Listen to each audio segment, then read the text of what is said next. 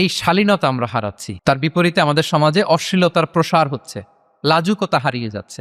লাজুকতা, লজ্জা শরম থাকা, এটা যে কত বড় নেয়ামা, যেই জাতি একবার এটা হারিয়ে ফেলে আর কোনো কিছু দিয়ে জোড়াতালি দিয়ে এটা তারা রিভাইভ করতে পারে না। এই যে শালীনতার কথা আমরা বলি, এটা হারাচ্ছে।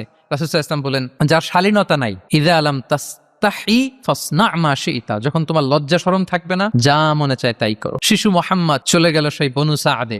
ছোট্ট মুহাম্মদ কাঁদে না কখন, ক্ষুধা লাগলেও কাঁদে না, ব্যথা পেলেও কাঁদে না, কিন্তু ছোট্ট মুহাম্মদের প্রাইভেটস এর জায়গা থেকে কাপড়টা যখন সরে যেত, শিশু মুহাম্মদ কেঁদে দিত। সুবহানাল্লাহ। শালীনতা, ইদা আলাম তাস্তাহি ফাসনা মা শি'তা। রাসূল সাল্লাল্লাহু আলাইহি ওয়াসাল্লাম বলেছেন, যদি তোমার লজ্জা শরম না থাকে, লজ্জা শরমের মাথা যদি তুমি খাও, তুমি সব করতে পারবা, তোমাকে দিয়ে সব সম্ভব। তাহলে এই শালীনতা, এটা অনেক বড় নেয়ামা। সম্মানিত বন্ধুরা, আজকে দিনকে দিন আমাদের সমাজ থেকে শালীনতা হারিয়ে যাচ্ছে, লাজুকতা হারিয়ে যাচ্ছে। নারী পুরুষ উভয় দিক থেকে, বিশেষ করে আমাদের বোনদেরকে টার্গেট করা হয়েছে।